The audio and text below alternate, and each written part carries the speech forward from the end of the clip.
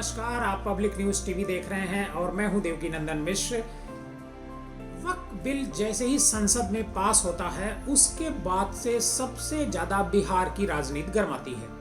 बिहार में जो जेडीयू है सत्तारूढ़ पार्टी, उसके जो मुस्लिम लीडरान हैं वो धड़ाधड़ इस्तीफे दे रहे हैं। अब सवाल ये उठता है कि क्या इन इस्तीफों से जो जेडीयू का जो सेकुलर चरित्र है वो क्या खत्म हो जाएगा और जेडीयू क्या 2025 में जो विधानसभा के चुनाव होने वाले हैं बिहार में, उसमें मुस्लिमों का वोट हासिल नहीं कर पाएगी।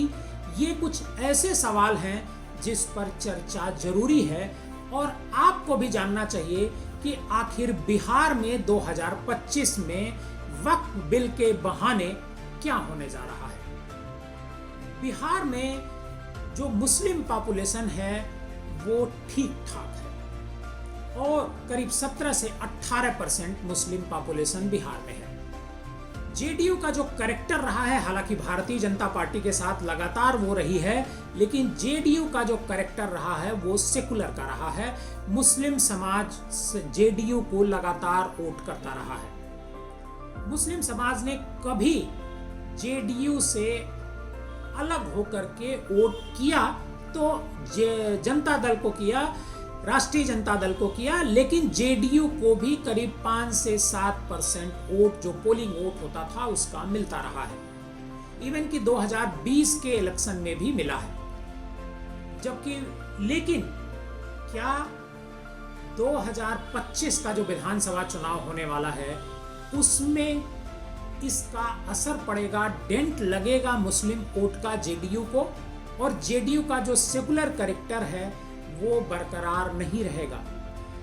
इन सब पर हम आपसे चर्चा करेंगे, लेकिन सबसे पहले हम आपको बता देते हैं कि आखिर कौन कौन से नेता हैं जिन्होंने इस्तीफे दिए हैं। वक्फ बिल से नाराज होकर के 7 नेता जो है मुस्लिम हैं वो उन्होंने अपना इस्तीफा सौंप दिया है। और इस्तीफा देते हुए इन नेताओं ने जानते हैं क्या कहा? इन नेताओं ने कहा है कि जेडीयू ने मुस्लिम समुदाय के साथ विश्वास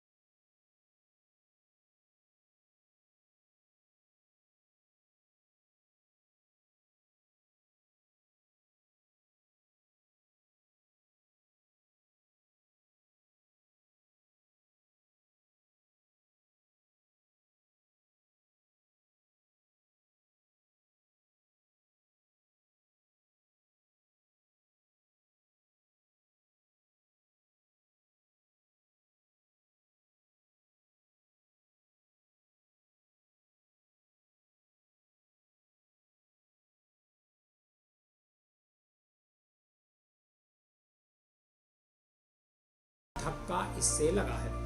अब सवाल ये उठता है कि क्या वाकई में मुसलमान जो जेडीयू है उससे अलग हो चुका है?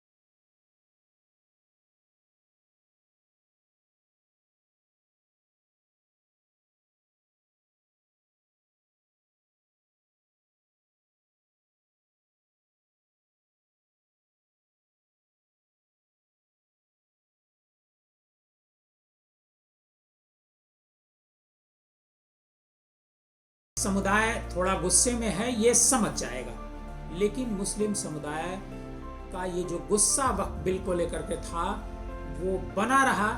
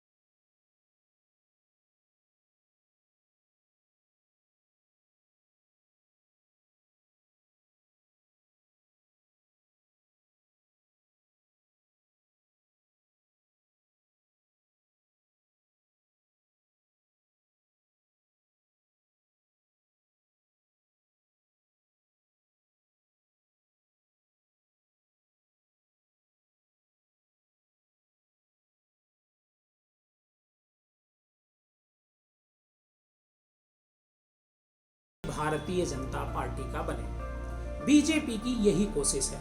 हम आपको अब डेटा के हिसाब से समझाने की कोशिश करते हैं। दरअसल 2020 में जो विधानसभा के चुनाव हुए थे, उस विधानसभा के चुनाव में जेडीयू को 15.7% वोट मिला था और 43 सीटें जेडीयू जीती थी और 75 सीटें जनता दल, राष्ट्रीय जनता दल ने जीती थी, यानी तेजस्वी की पार्टी ने जीती थी और 23.5% वोट उसको हासिल हुआ था। और बीजेपी 19.8% वोट पर मतलब वहां पर